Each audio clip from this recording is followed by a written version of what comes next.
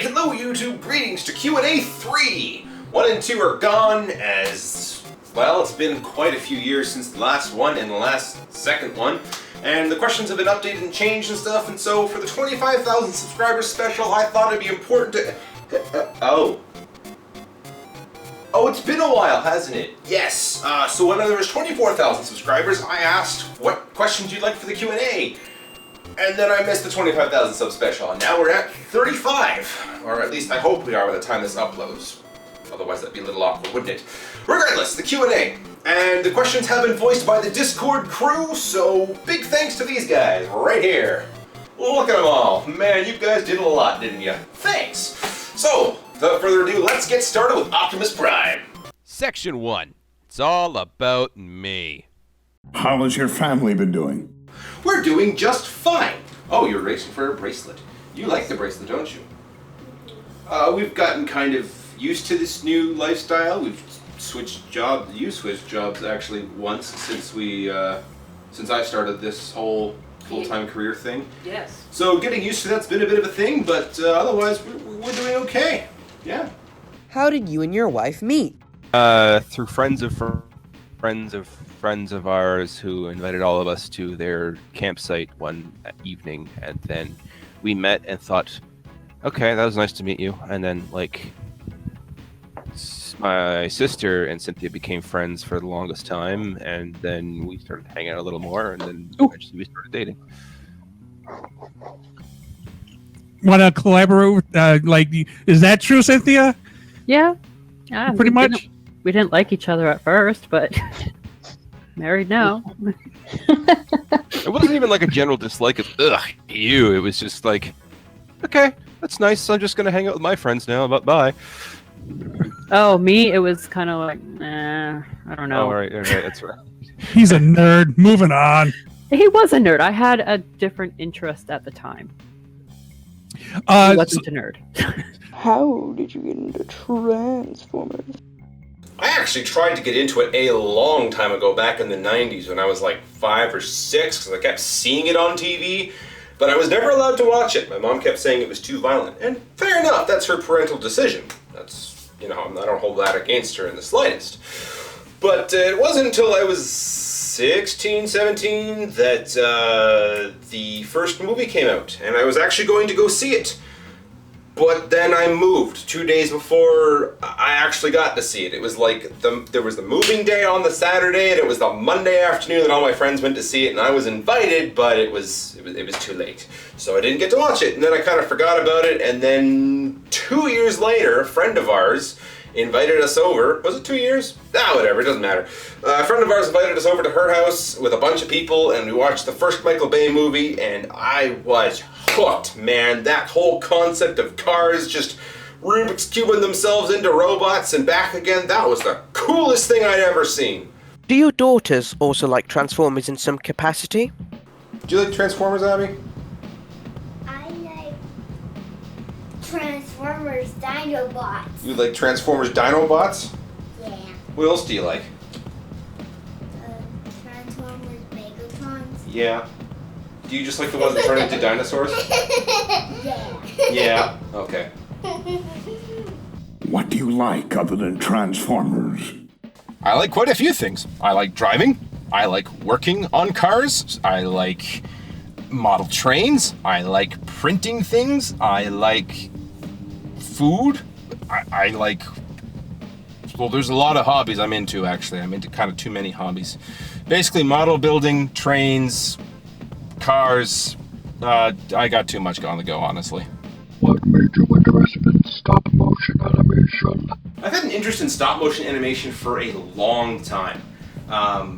When I was 6 or 7, there was a kit from Lego that was a camera that came with the Godzilla foot, and it was like huge, and it was like a little city, and it also came with a little tiny Godzilla so you could make it. And I think it came with software, and like the actual camera itself could like click into Lego so you could like build your own tripods. Coolest thing.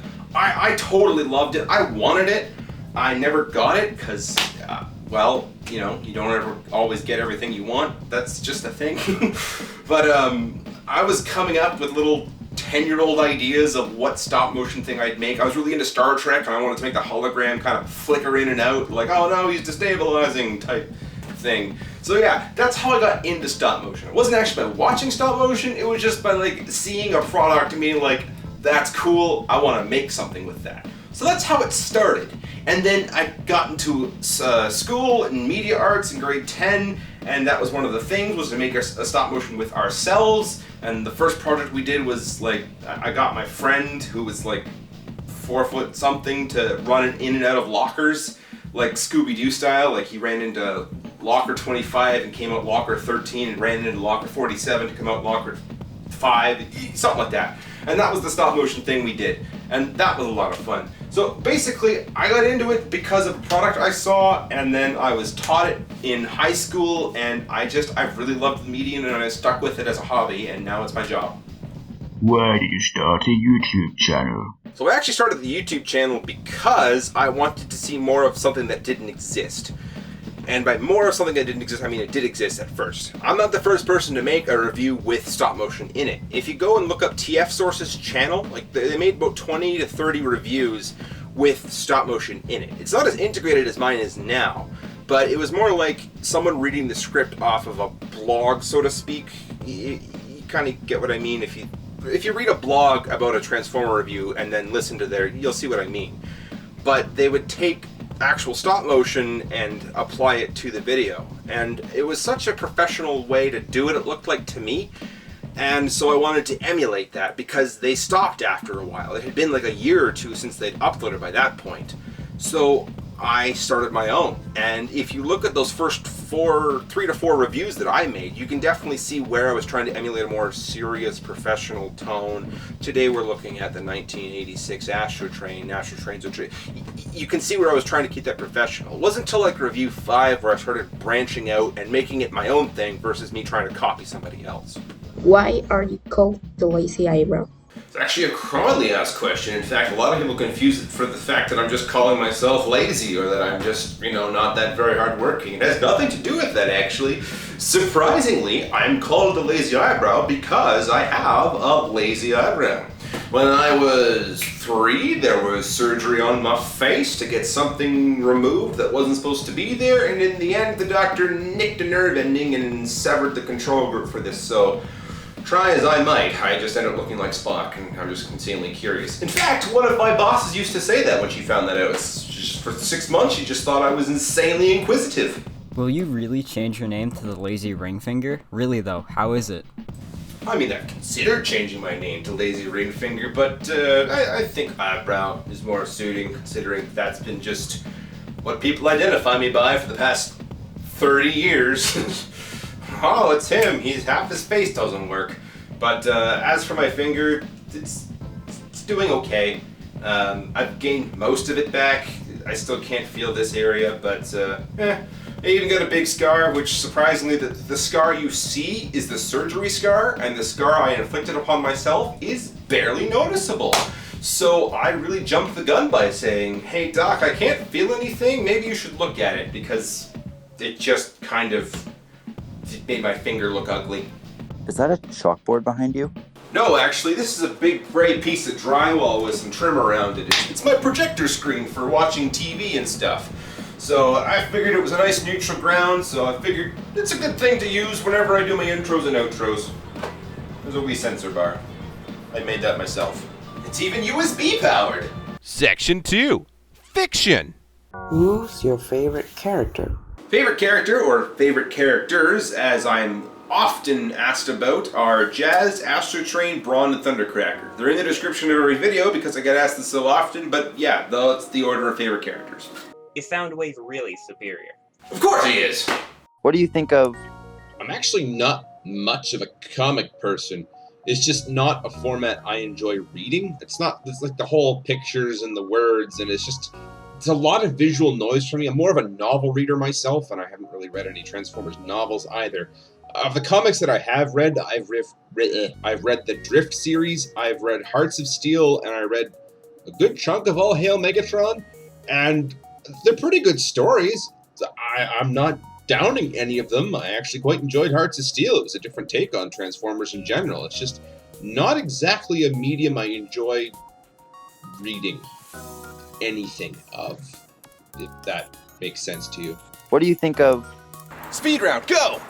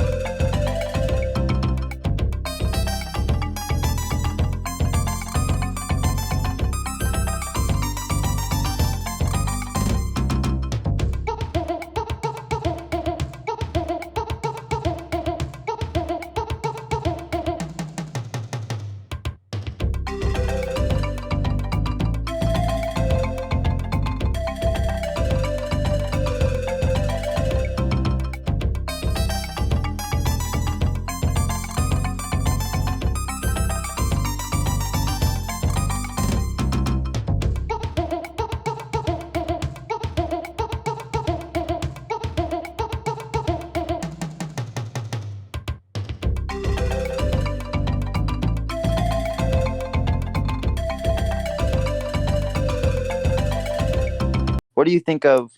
Speed round, go!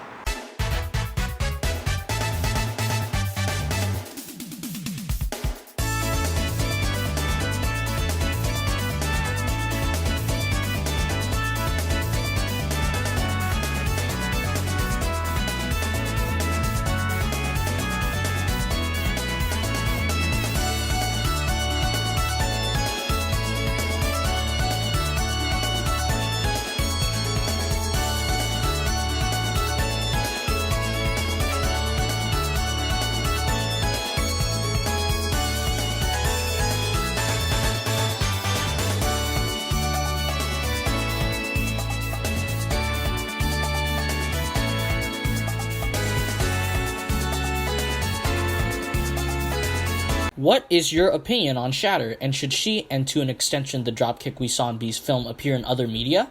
I actually really like Shatter and Dropkick. I think they were fantastic characters. I love how ruthless and cunning and just methodical Shatter was. Dropkick was cool. It just feels like a generic Decepticon in the whole, we're going to shoot everything, but Shatter just felt like, wow. I mean, I don't think they're ever going to come back. In other media, I wish they were a thing, because, like, Shatter might have been the coolest Decepticon that has ever been in a long time. If Transformers were to have woken up in 2014 instead of 1984, what would you pick for their alt mods? Speed round, go!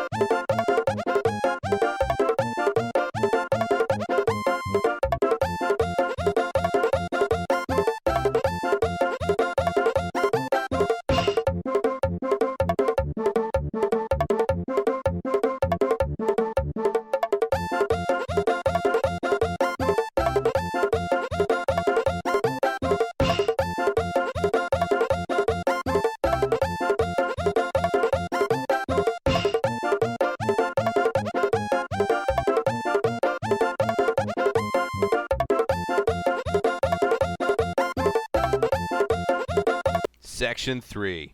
Toys. What year did you start collecting Transformers figures? I started collecting, as you could call it back then, in 2009. I just saw Revenge of the Fallen. I was 18 or 19 at the time, I can't quite remember. And my thought was, I might like one of these things, but maybe I'm a little old for that. I'm almost 20. I don't know if I want to get into it. It was my friend, actually, who named the channel, coincidentally. I should probably get one of these. And I was like, I don't know. We flipped a coin, heads it was, and I bought home a toy. And it was great. Next thing I know, I had 10 of them within the span of 6 or 7 months. I can't remember how long it was. Regardless, I had a small collection, and it only just started growing from there. What was Lazy's first ever figure? The first figure I ever purchased was a Revenge of the Fallen Cannon Bumblebee. I don't have it anymore. I wish I still did, and I didn't even have it for when that selling happened a long time ago, which we'll get into. It's one of the questions on here. But the point of the matter is, it was a 2009 ROTF Bumblebee with the flip-out cannons, and I kinda wish I still had it. What types of paints do you use on your figures? So I actually use acrylic paint. I don't have a specific brand, but this is from Vallejo.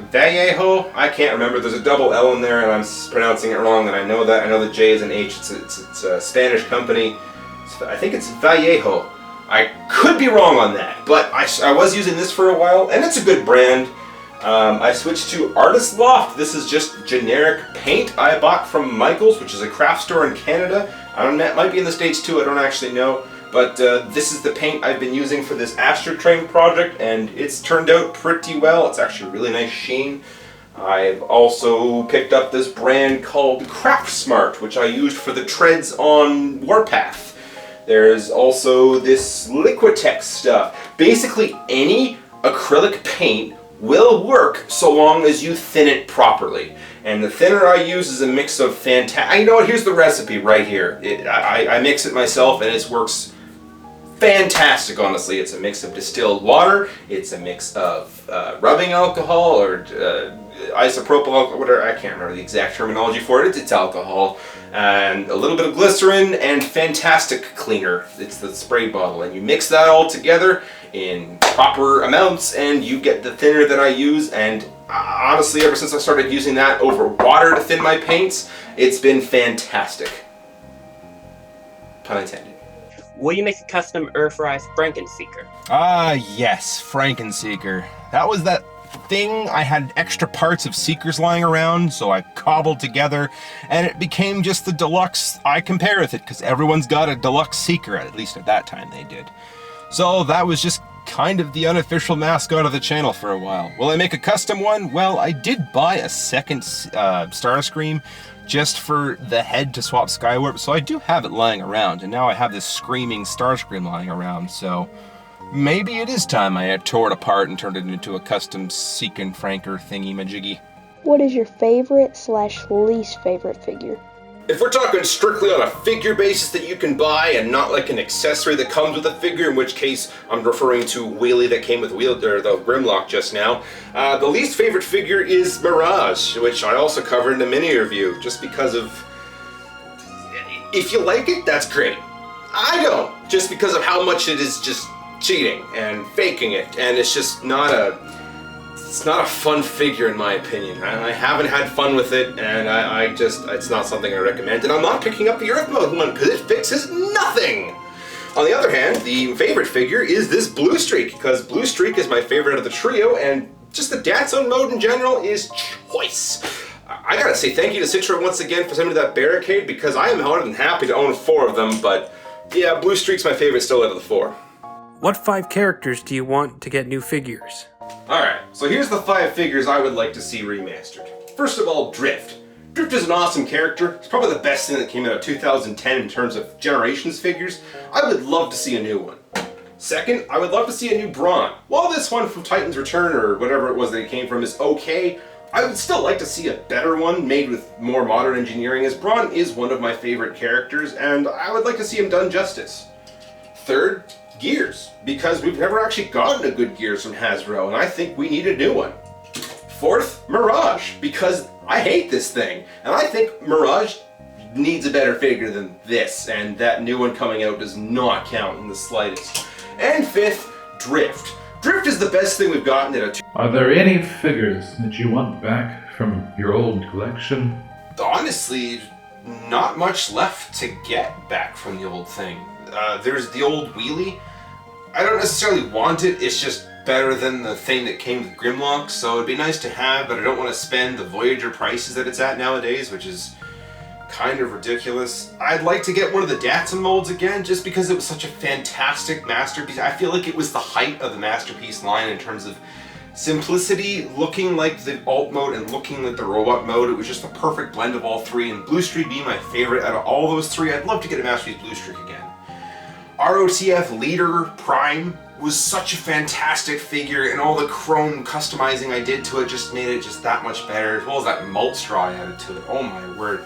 I put in so much work to that figure, and I do kind of miss it. I'm not going to downplay that at all. And the last one I wish I had would be the... There was a fourth... a G1 Jazz.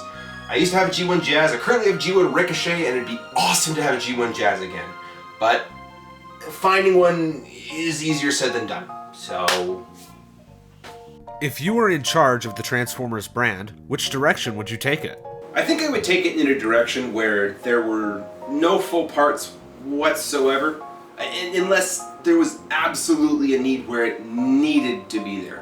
One of my biggest gripes is that there's such a focus on the toon accuracy and the weird proportions of the cartoon, the way it was all drawn out and stuff, that they end up sacrificing a lot of the things. Like, I like Earthrise Sunstreaker, the fact that it actually uses the front of the roof of the car for the chest. It's very rare you see a Sunstreaker nowadays actually do that and look as close to the animation as possible. But it really bothers me that there is such this focus that the animation has to be paramount and the car that it turns into seems to be the afterthought. And I think I would change that so that both modes got equal amount of love.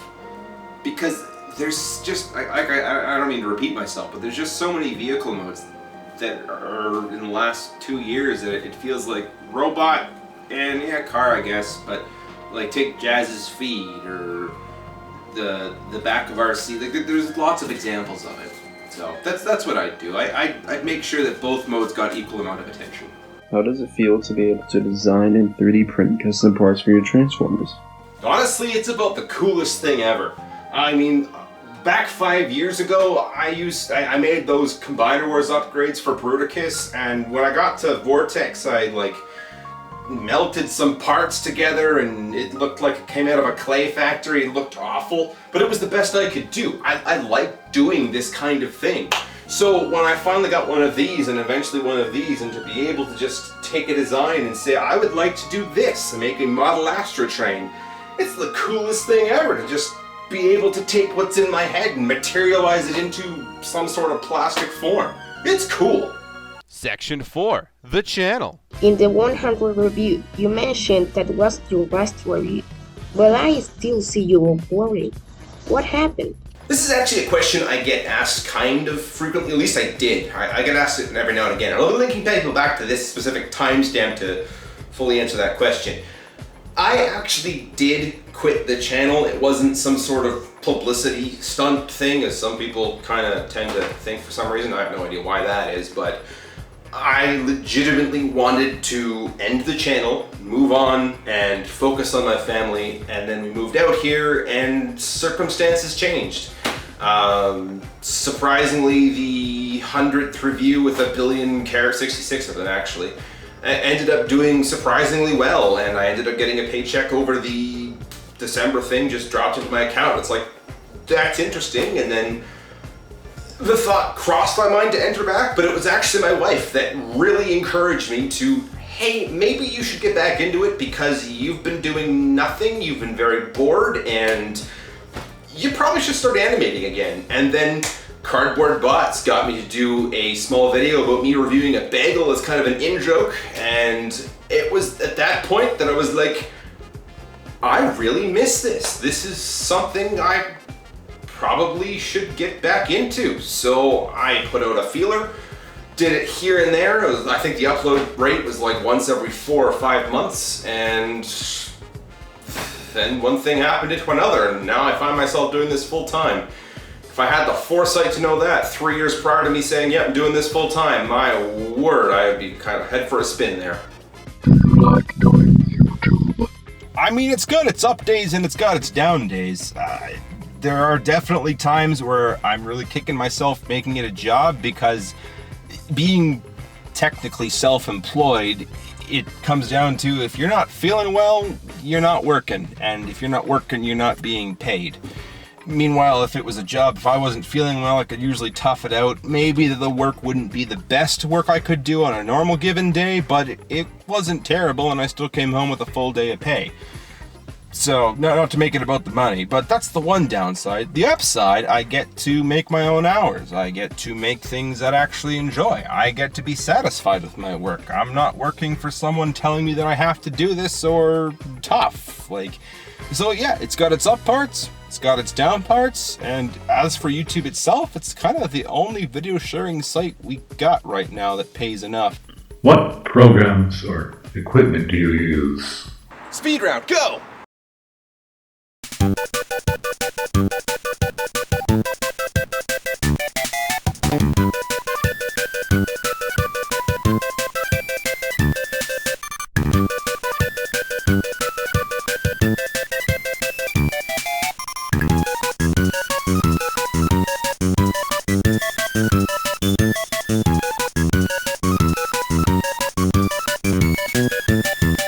How hard is it to animate? And I was wondering if you could do a small tutorial on it. It's actually not hard to animate at all. It's just a matter of practice. I mean, you can get little things of cars rolling across.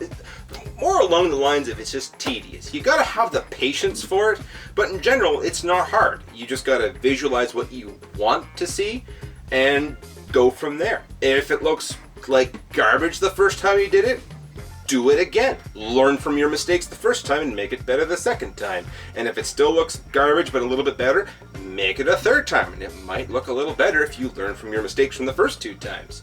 That's basically it. It's not hard, it's just tedious, and the more you practice it, the better your animations will become.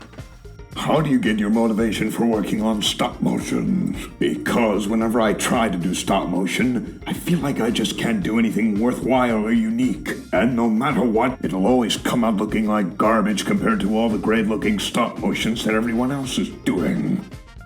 Honestly, the real answer is sometimes I don't always have the motivation to animate, which is sad because this is my job, which, you know, if I don't have the motivation, I don't have the effort to put in, and therefore I don't get paid, which is kind of a thing. But so how do I get the motivation for it? Sometimes I don't. Sometimes I take a walk, sometimes I take a breather, sometimes I try a different project. I don't always force myself, because if I force myself, it comes out garbage and the viewers notice, you notice, and it just doesn't end up being my best work. So if I'm not motivated, I try looking at things from a different angle, I try going for a walk, I try taking a break, and it's really important not to burn out on it. But how to make something where you don't feel like it's garbage compared to someone else's? Don't look at someone else's, basically. Your work is your own. If I were to look at mine and compare it to, we'll name drop now because that's not tacky. If I compared it to Lumikin or Counter 656 and I looked at it and said, you know, it's not as good as that, or it's not as good as his. You know, Counter 656 is being commissioned by Hasbro. I'll never be as good as that. Then this channel would die. It really doesn't matter because we all start from somewhere. For instance, this is one of my earliest things that I made. It's about the only thing I have left of it. And compared to what I do now, it's garbage. So basically, the advice that I'm going to give you is don't worry about it. You know, is it better than the last thing you made? That's good. That's what's important. That's growth. Otherwise, it doesn't matter. As long as you're doing your best, you will improve. How does one acquire toy backgrounds for toy photography and stop motion like you have? So the Decepticon and Arc walls I actually got from a guy named Mark. He's on Twitter. This is his handle. He's Of Course Designs, I believe it is. Offhand, I could be wrong, but it's up here. The links to that, the Papercraft Teletran I've been using over the years, that's all in the description nowadays, as well as the flooring, both the Nemesis and the Arc flooring I got from Toy Hacks. They call it HeroBot and Evil Con? I can't remember exactly offhand. I think it's just EvilBot and HeroBot. But you can buy that on Toy Hacks. You can tessellate them, glue them down onto poster board, and use that. They're actually pretty easy to acquire. As for the ones that I got online, I just took Staples, got them to print it off. I think I spent like $20 for all the sheets that I got, and then I just glued it to poster board, and that was it. It's really easy to do. Even the Papercraft one it doesn't take that much effort to make yourself a Teletran. You just find the things online, anywhere. Give credit to the guys as long as you're doing it for yourself and not for any corporate thing. Mark's been pretty adamant about not having that happen, just because it's his own personal work. It's fairly simple to do. How do you come up with the skits? A lot of the time, it's just the figures in my hand, and something stupid will make me think like, oh, there's that take for instance the review that just happened with the whole slingshot in Cup's butt. It was a 3mm thing, and it's like, 3mm. That's a display port. There could be a stick up the butt of somebody. Who should it be? Could it be Gears? Well, no, because it's a third-party one, doesn't have a 3mm display port stand, but Cup does, so Cup it was. Sometimes it's stupid like that. Sometimes I have to really think about it. I don't know, I've got ADD, just things happen. Things come into my head, I make connections, and I think, that's funny. If I laugh at it, I'm gonna make it. Have there been any jokes or gags you planned on including in a review right up until you started recording them?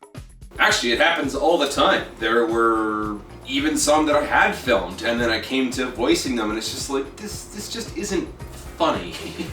There was 3 skits planned for the Earthrise Optimus video that never actually got filmed. There was a skit for Earthrise Cliffjumper that I had filmed. It was going to be a RoboCop reference. And then I finished it, the filming of it, and was looking through it. It's like, the animation just isn't funny, and I don't know if I could make it any different. And I mean, I might revisit it one day, but it happens more than you think, honestly. I think there might be, every 4th review, there's a skit that's planned that doesn't actually make it. That being said, a lot of the skits are planned on the spot. That Grimlock breaking the arm thing only happened because I was showing the articulation and it ran out of clearance, and I'm like, you know what, I'm rolling with it. Skits just happen. How long does it take you to script a review?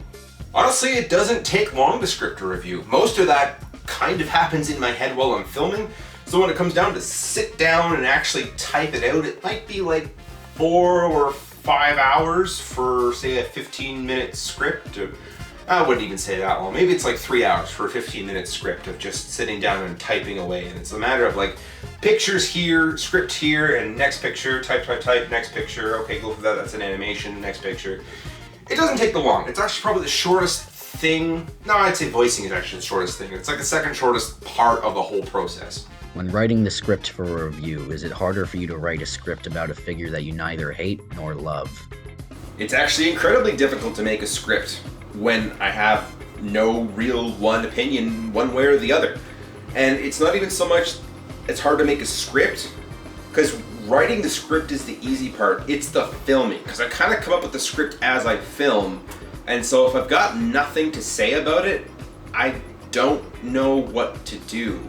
And it's the same if I don't like the figure. I don't really want to be touching it and playing with it and handling it and just dealing with the figure. So that's kind of why I rolled out the mini review just starting. I've got another one coming up soon. But it's why I started it, because there are figures where I have no idea what to do, but I can easily enough just make a transformation and talk about what I do or don't like. That's the whole point of the mini reviews, is like, I don't feel I should be spending time with a figure I have no real opinion on, or even a strongly negative one. Have you ever considered making tutorials for some of the skills you've acquired over the years? Considering this question was asked before I started the tutorial, or if you're new here, yes, I've actually been making tutorials on all the skills. I've been trying to chronologicalize them, if that's a word, from conceptual of beginning to animate versus putting it to video. So, I mean, if you're interested in that, want to learn how to animate or edit or do fine techniques like transformation, you can probably check up here for a little pin I might put on. I'm not sure I don't know, I don't even know if I'm in a frame net. I don't know, I'm gonna find that out in the edit. But yeah, I make tutorials.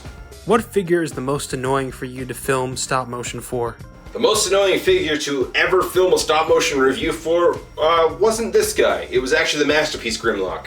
I had said that the Masterpiece Grimlock review was coming because I had begun filming it, and then I put a little teaser in the video that I had just uploaded. But after getting halfway through and the figure always falling over and flopping and the leg joints just being garbage and nothing, I actually gave up on that review. The Masterpiece Grimlock review never happened because I had just become so fed up with filming it, I said, forget it. If something doesn't want to be reviewed that much, it shouldn't be reviewed. Which one of your reviews is your favorite? My favorite review currently, because it always seems to change, I really enjoyed the Cyclonus review just because I had so much fun animating all the flying scenes. This is like really the first time I had given that rig it's real fun for its money. And it's a contest between the Cyclonus review and the Blue Streak and Smokescreen review, because again, I was using the rig and a lot of the animations that came out of that were just amazing. Like, Cyclonus isn't even my favorite character. I was just having fun animating, and I think that's really what's important in terms of my favorite review, and that's why Blue Streak and Smokescreen's up there. It's just, I had so much fun with the figure and making it do things, and a lot of the animations just came out so smoothly. So it's a toss-up. I think Cyclonus edges it out a little bit more, but Blue Streak and Smokescreen are definitely contenders for my favorite reviews that I've done. Will you ever cover insert uncovered toy line here? I mean, I'll get to it. A lot of questions in this subcategory ranged from animated to Transformers Prime to RID to the movie line. There's lots of lines to cover. I'm not saying no. I mean, I even said the next review is going to be Dinobots. So it's not like nothing but G1 is ever going to get covered. It's just I review what I'm interested in, basically. And mainly I'm interested in G1. Not because it was a great show, but I just liked the toys that came from it, honestly. They just had good character designs. Will you ever remake any old reviews? I want to. It's not like I don't. Like, for instance, I would love to recover Generations Warpath. I would love to recover some of the old Jazz figures. And I might. It's just that there's so much new stuff coming out, it's hard to keep up with that. And there are some times where I want to just take a break and cover something that came out a long time ago that I haven't covered yet. It's basically, I've got about 86 to 100 figures, something like that. I can't remember the last time I counted, but I've got so many figures, and most of which I've never covered yet. Some of them being old, some of them being coming out now, some of them came out last year. And there's just so much to cover that's relevant that it's kind of counterintuitive to go back and cover something I've already covered, especially when most of my opinions are the same. Some of them have changed, but most of them are still the same. Will you ever cover any of the figures that got the bonus rounds, which made it to 100? You know, I'd like to, because a lot of those figures, it's an hour and a half, it's 90 minutes, and it's 66 figures, which means, at best, each figure got a minute and a half to itself.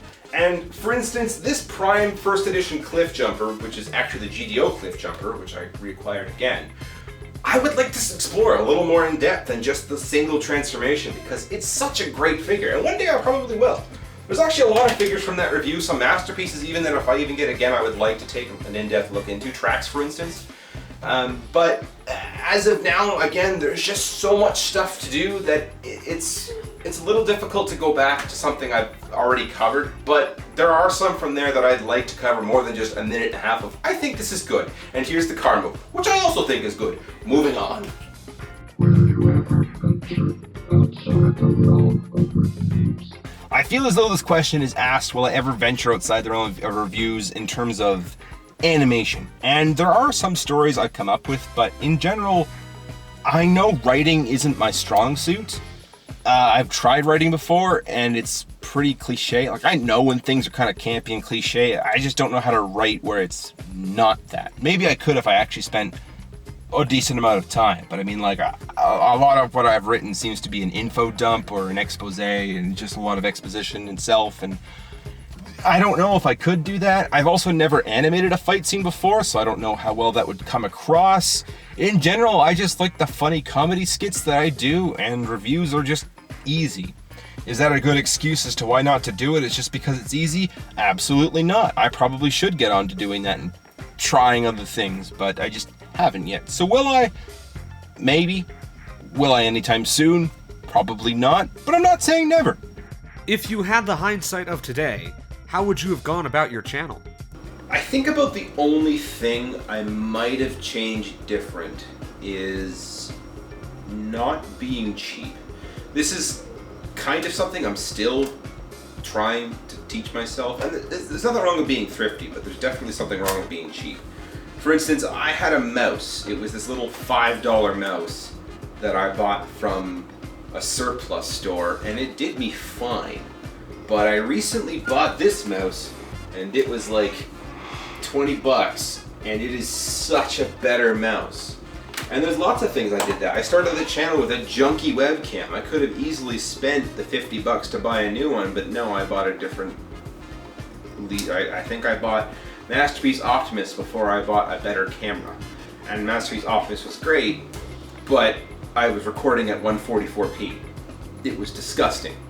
So, with the hindsight of what I know now, I probably would have gone back and actually spent a little more money in the quality of the videos instead of focusing so much on the figures. And now, like, you can see it, I've got a good setup.